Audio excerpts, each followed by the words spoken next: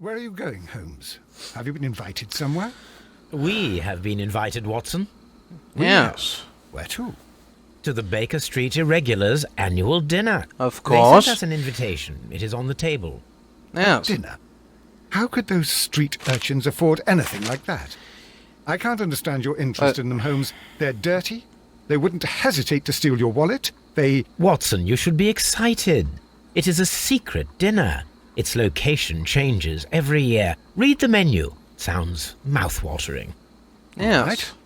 We, the secret police of Baker Street, invite you, Sherlock Holmes, and Dr. Watson to our annual dinner. Menu. Yes. Entree. Frozen rat head salad. Is this a joke? Not at all. No, Pray of course continue. not. Main course. Sow's udder in Danny Nutcracker's way. Sounds disgusting, Holmes. Hedgehog goulash.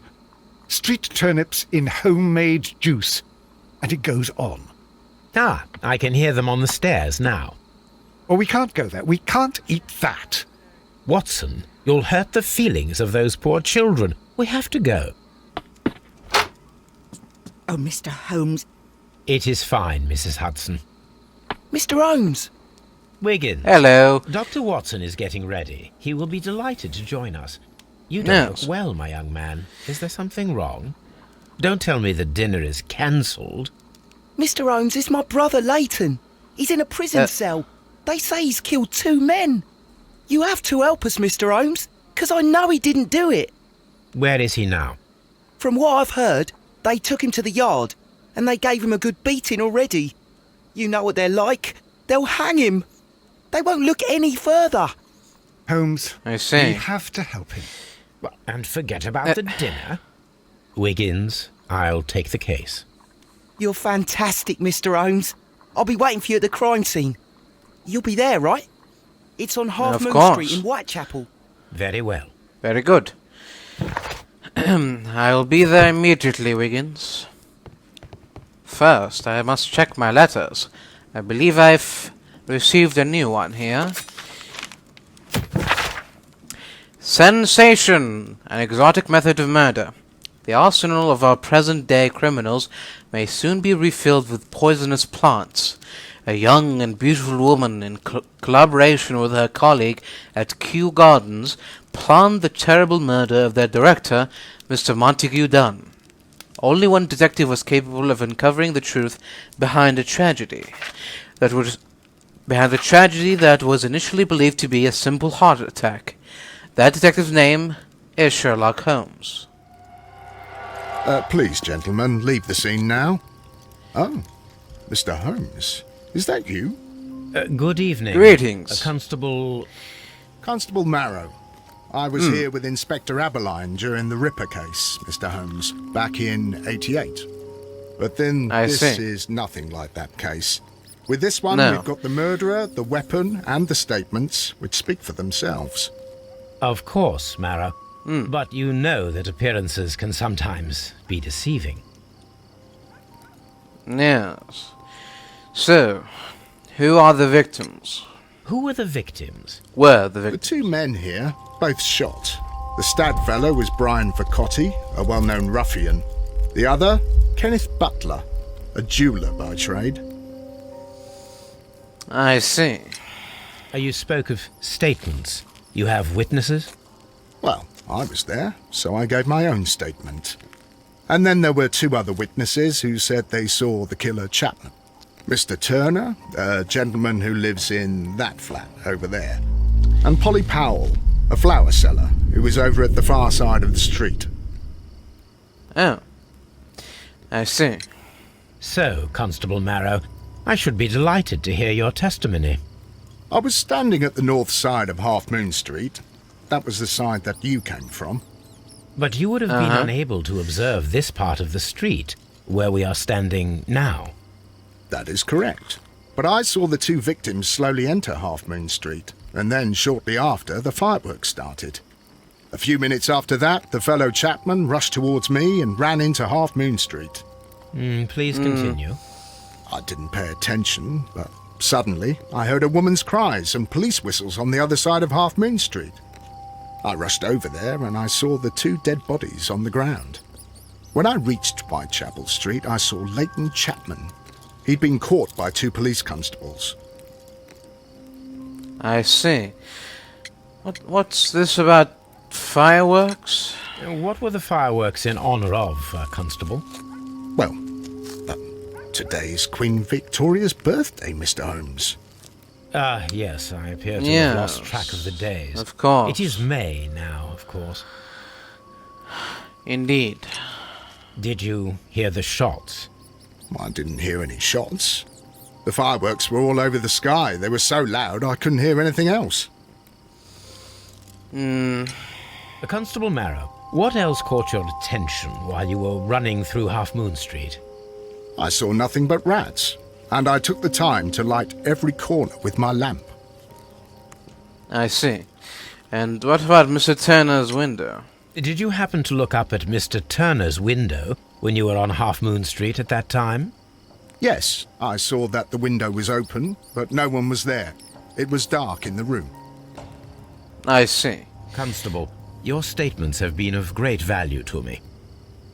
Yes, indeed. So, victim number 1, Brian Vercotti. Brian Vercotti suffered greatly. What a terrible way to die. Oh, He tried to stop the bleeding with his hand. Death was not instant. yes. Correct. The bullet penetrated his stomach, a dreadful wound. Very dreadful. Oh, what's this? A tattoo from Westgate Prison. Vercotti must have done some time there. Indeed. Very interesting. And this is the jeweler, Mr. Kenneth Butler, shot in the head. The bullet struck his head. This man didn't stand a chance.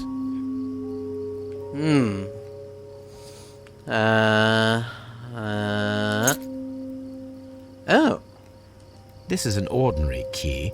I wonder what kind of door it opens. how peculiar. Plates, stuck object, a piece of wood. There's a piece of wood stuck in here. A piece of wood that has stuck between the cobblestones. Yes. Let's take a closer look. Oh. What's this? This shard of wood is quite new.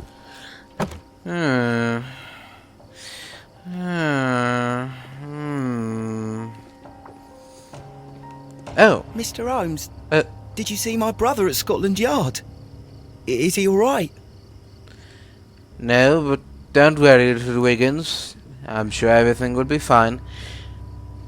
So long as your brother didn't commit any murders. Good evening, Mr. Turner.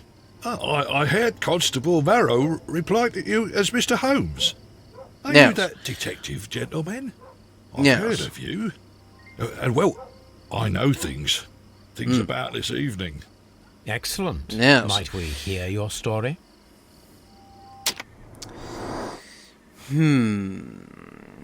Mr. Turner. Yes. Balding, white hair, a middle class, a balaclava, Crimean War, war veteran. Oh. Missing buttons, poor life. Yes, a poor man and a poor life. Requires support, weak leg, limping. From the war, perhaps. Could you tell us everything that you may have seen or heard? I was already in bed when the fireworks started. A few moments after, I clearly heard 2 gunshots from outside. Please continue. I quickly got up and I grabbed the lamp from my nightstand and I rushed towards the window. I looked down and I saw 2 bodies. And there was a man with a gun who was standing nearby. Where exactly? Well, near this body. Did he notice you? I don't think so. He rushed towards Whitechapel Street without looking around.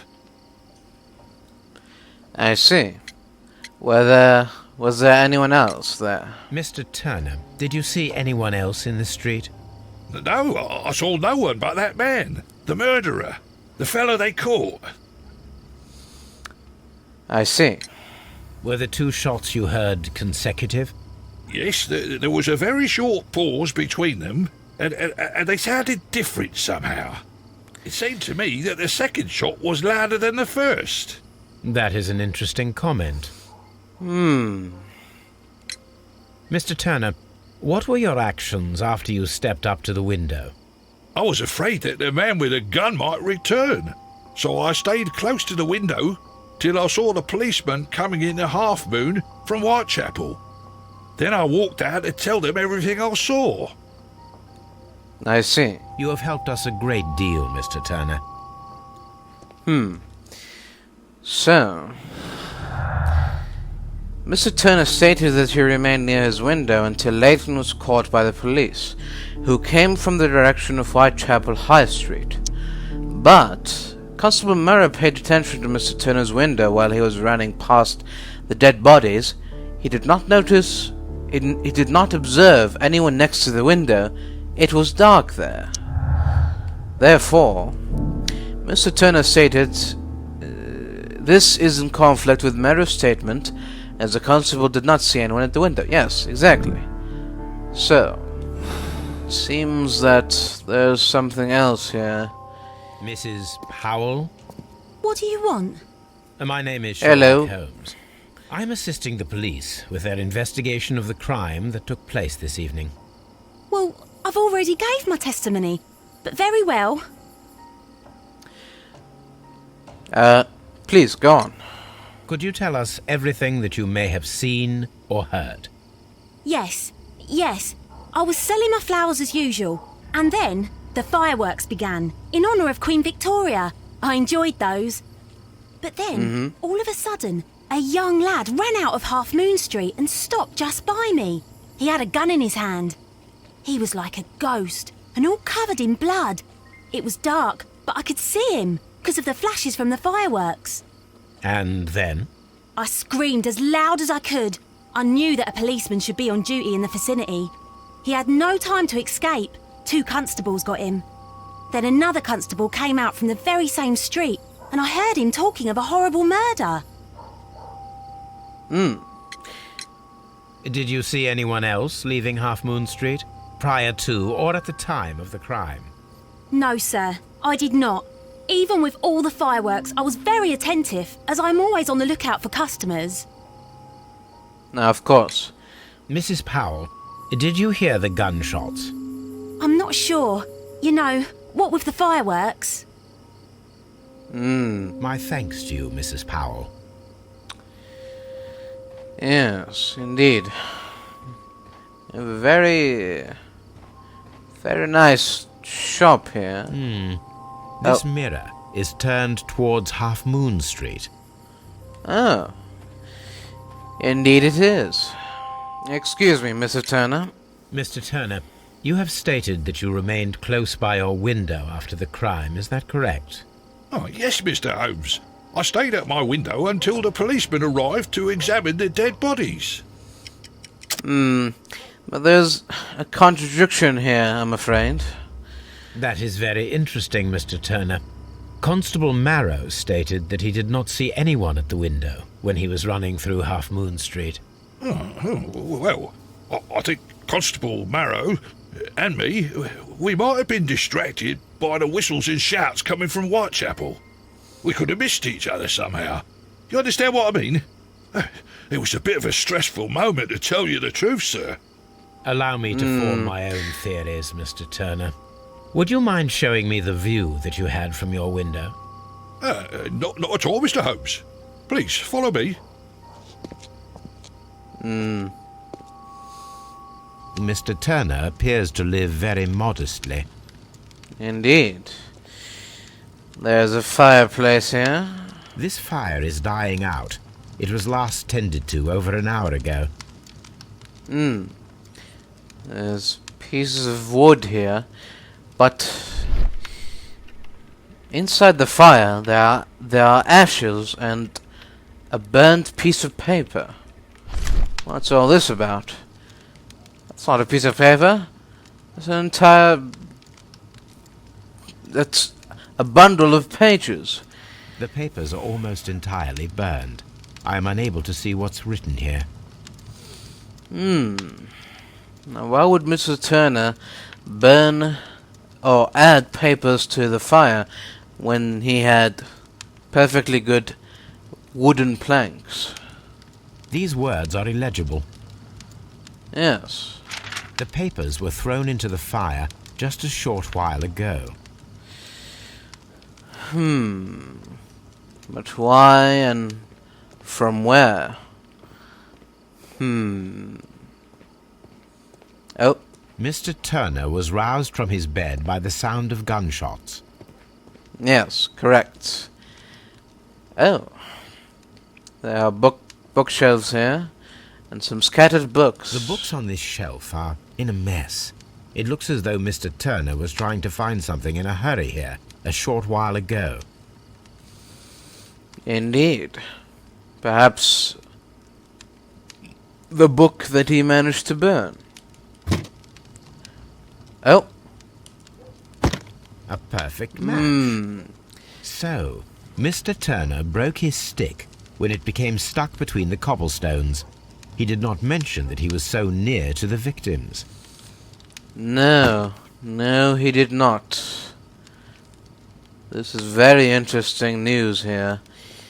A very interesting turn of events, Mr. Turner. Very interesting indeed. Open the window. So, that's the view Mr. Turner had when he opened the window. The dead body of Kenneth Butler. Brian Vercotti's contorted corpse. Mr. Turner had a perfect view of the crime scene. He saw the bodies clearly, and Leighton Chapman standing over them. Allegedly, yes. Kitchen table. There's a knife here. This kitchen knife is quite sharp. Yes. On the kitchen table, there are sweepings, shredded paper. Did Mr. Turner cut pages from a book with a knife? Perhaps. There are pieces of shredded paper scattered over the table. This kitchen knife was used to cut the paper. Aha. Well. Things just keep getting more interesting and interesting.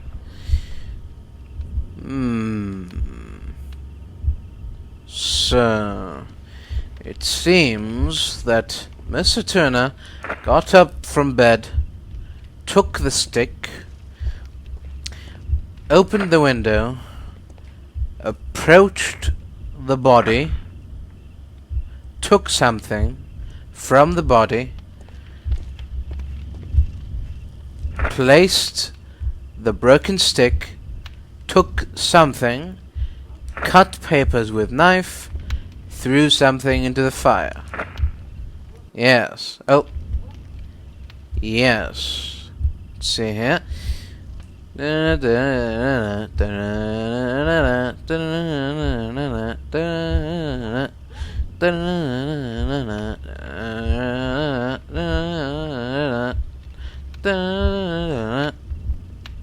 take the book, and then cut it into a piece of paper, throw it into the fire.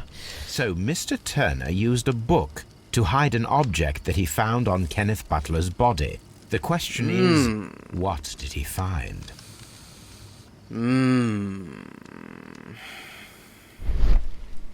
There are books here. There are fat prints. I can see prints from greasy fingers upon the cover of this book. Let us take a closer look. Sweaty, greasy, clammy fingers. Moby Dick by Herman Melville. Well now, what a find. A precious jewel, concealed inside a book. I see. So he cut papers from a book to hide this. A bracelet with a unique ram's head design, a distinctive feature of ancient Grecian artifacts, probably of the Hellenistic era. Yes, indeed. Well, Mr. Turner. There's a very interesting turn of events here. What do you have to say for yourself, perchance? Mr. Turner, how would it be possible for a man of advanced years, such as yourself, to rush from his bed to the window in a matter of seconds, as you have stated? Well, I'm able to move very quickly, despite my age. And when the situation requires it, Mr. Holmes. I found that hard to believe, Mr. Turner. I highly doubt that, Mr. Turner. I Yes. observe that you suffer a severe limp due to your injured right leg. It would have taken at least 10 seconds for you to approach the window. That means you could have easily missed something or someone in Half Moon Street during that time. You're right, Mr. Holmes. I could have missed something. But it did seem to me that everything happened so quickly. Oh, time can pull tricks on you. Very well. Why don't you tell us the whole truth this time, Mr. Turner? And what of everything else that you told us? Mr. Turner, it is vital that we have your complete and true statement. Mr. Holmes, I do assure you that the other things I said were most sincere. Really? Then how do you explain this? Mr. Turner, you were not sincere with me. Not then, and not now. But Mr. Holmes... This, Mr. Turner, does not look like anything that a poor man might possess. It is worth more than the home that you live in. I can explain. No, merely correct me if I am wrong. You saw Leighton Chapman through the window, but you also noticed a glittering object on the ground, this precious jewel. You walked down and took the bracelet from the body of Kenneth Butler, and when you heard the whistles, you hurried away. That broke your walking stick. It caught fast between the cobbles. Constable Marrow was unable to see you in the window, as you were climbing up the stairs on your way back to your flat. Upon returning home, you hid the precious jewel inside a book. Mr. Holmes, please don't send me to prison. I didn't do anything bad. I'm just a poor man. When I chanced upon the bracelet, I saw it as an opportunity to make a little money. I was desperate. I only took the bracelet, that's all, I swear. You made a mistake by lying to me. But you are not a criminal. I believe that. Although I must return this bracelet to its rightful owner. Mr. Holmes, whatever brings you here so late at night? I'm interested Hello, in the Inspector. case of young Leighton Chapman. He was arrested earlier this evening and accused of a double murder. I beg your pardon? That case is quite clear to the police. Or are there any new facts that we don't know about? Who knows, Inspector? Look, you are free to investigate, of course, Mr. Holmes. Chapman was arrested with a revolver in his possession, which you can find in the evidence room. The suspect himself is in custody. Did you find anything else on his person? A few personal belongings. Nothing particular, Mr. Holmes. Thank you, I see. Lestrade. Goodbye. Time to find out exactly what's going on here. These are Leighton's belongings. These cigarettes are filled with cheap tobacco. Nothing interesting. No. An apple of some A sort? cheap watch. And a cheap Bought with watch. his own money, no doubt. Yes. An apple and a watch. So this is the gun that Leighton was holding when he was caught by the police. It is a Webley revolver, a reliable weapon. Yes, indeed. It seems as though the shells were not removed from the cylinder. No. And only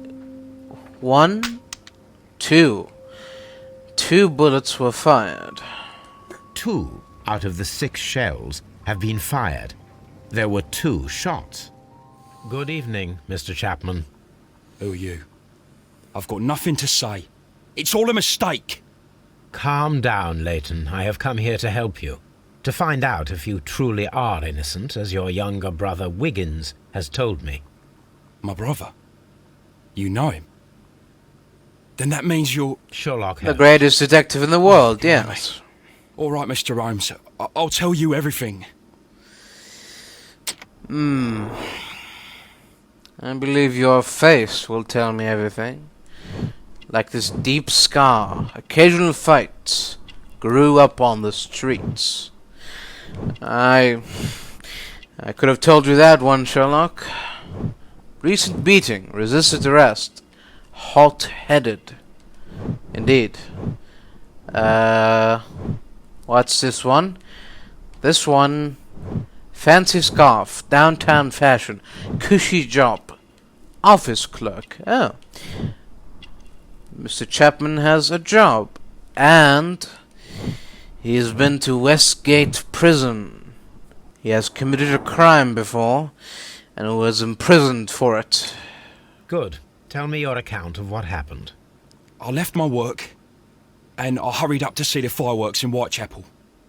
I was late, so I decided to cut through Half Moon Street. I saw the first fireworks light up in the sky. I bumped into a constable on a corner before entering Half Moon. Then suddenly, what with all the firework flare, I saw two men. They were both lying flat in the middle of the street. I stopped where I was. I thought about turning back to the police, but as I was thinking of that, I saw a third person. He was leaning over the body that was furthest from me. The second I saw him, he raised his head, and he stared at me. In a flash, I saw his gun, but he made a dash for it instead, and he escaped through Whitechapel Street. So you might still have had time to return to the constable. I panicked. I didn't know what to do. Anyway, I approached the bodies just to see if they were still alive. I saw that one had blood pumping out of his stomach. He was dying. It was horrible. The second one was already dead. He had a hole in his head. He was holding a gun in his hand, though. I took it, and then I followed the third man. Pray continue, Mr. Chapman. Interesting. Pray, continue. I turned a corner, and I saw the man standing in the middle of the street. He seemed to be in some sort of panic. And then, Mr. Holmes, something strange happened. I told the police and they laughed at what I said, but I swear to you, my words are true. I started running towards him. But then I was blinded by a flash. It was so bright that I hardly saw anything for a good dozen seconds. But I kept running forward. As I arrived in Whitechapel, I heard a woman screaming. And then I was caught by the police. But there wasn't a trace of that man. Of course, then they found a gun and all that blood. I couldn't see the murderer escaping and all that mess. Perhaps I was still half-blinded at that moment. A thrilling account, my young man. Leighton, are you able to describe the person whom you saw standing in Half Moon Street? Well, I wasn't able to see his face at all. It was too dark, and he was too far away. I could see his silhouette. Now, what about that? Nothing so special. He was wearing a jacket. He was quite average in size and his weight. I see. Was there anything else that struck you at the time? No. But perhaps... It's strange, but I can't remember the sound of his footsteps as he was running away. Perhaps it was because of the fireworks or the surprise of me seeing him. So why follow him? Leighton, I confess I am puzzled. Why should a young lad like you take a gun from the hands of a dead man and set off in pursuit of a probable killer? I know. I keep wondering that, but at the time it was like a reflex. A criminal ought to be arrested, and he was armed. You were willing to risk your life. That was a little foolish, unless you wanted revenge. No, Mr. Holmes. I was just being brave and stupid. Really? Was that all? I'm sure that you were, but I believe that you may have recognized one of the victims, Brian Vercotti. You knew that gentleman well, did you not? However could you know that? You have a typical Your tattoo tattoo. of the Westgate Brotherhood upon your hand. I observed exactly the same mark upon Mr. Vercotti. You came to know him Yes. from your sharing a past prison sentence. Am I correct, Mr. Chapman? God. You're right, Mr. Holmes. So, what can you tell me about him? Would you tell me a little about Brian Vercotti? We were convicted for a robbery. Once in prison, both of us joined one of these fraternities. During that year, we tried to help each other out, you know? You were quite young then, I believe. Yes, Mr. Holmes, we were. We'd only stolen a pound of meat. After we were released, and when I saw what my little brother had become, I decided to work towards living an honest life. And Vercotti? He had a hard time. His sister had died in a Whitechapel dispensary while he was in prison. He had no family anymore. Our paths split. He fell back into crime. So you lost him? Yes. And for around 2 years, I heard no news of him at all. I We shall see see. you soon, young man. Yes.